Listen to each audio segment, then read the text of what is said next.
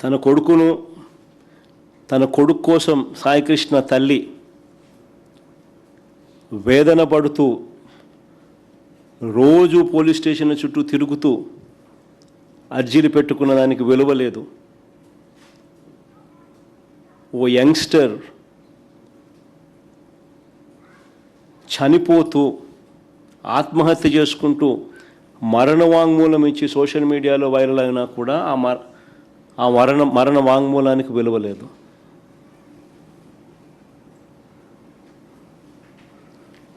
నేరాన్ని కప్పిపెట్టి నిందితుల్ని ప్రోత్సహించిన ఇదే సిపిని నేరాన్ని కప్పిపెట్టి 46 రోజులు పట్టింది. జగన్ పోతే కానీ, జగన్ పోయిన 4 రోజులకు కానీ అరెస్టులు కాల.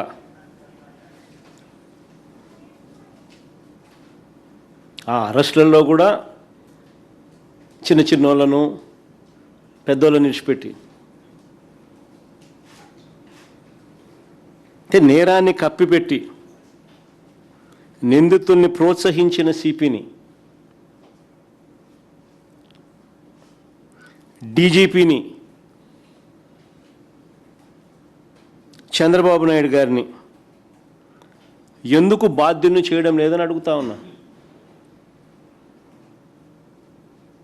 ఇవన్నీ కనిపిస్తూ ఉన్నాయి. సిఐని కాపాడుతూ ఉన్నాడు సిపిని కాపాడుతూ ఉన్నాడు డీజీపీని కాపాడుతూ ఉన్నాడు చంద్రబాబు గారు. మరి వీళ్ళందరినీ ఎందుకు బాధ్యుల్ని చేయడం లేదని అడుగుతా ఉన్నా. ఇందులో చంద్రబాబుకున్న ఇంట్రెస్ట్ ఏమిటి అని అడుగుతా ఉన్నా. ఇంతగా బరి తెగించి పై అధికారులందరినీ ఇంతగా కాపాడుతూ ఉన్నాయి చంద్రబాబు నాయుడు గారు ఇంట్రెస్ట్ ఏమిటి అని అడుగుతా ఉన్నా. ఏ పొలిటికల్ ప్రయోజనాలను ఆశించి ఈ కేసును కవరప్ చేస్తూ ఉన్నారని అడుగుతా ఉన్నా.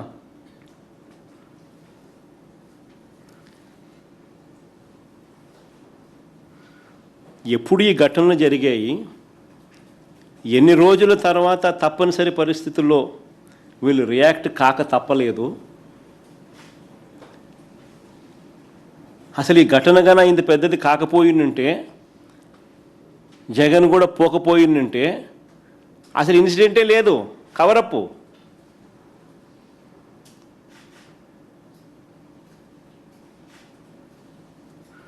సాయికృష్ణ ఇన్సిడెంటు లేదు, ఆ తల్లి ఆవేదన ఇన్సిడెంటు ఉండదు.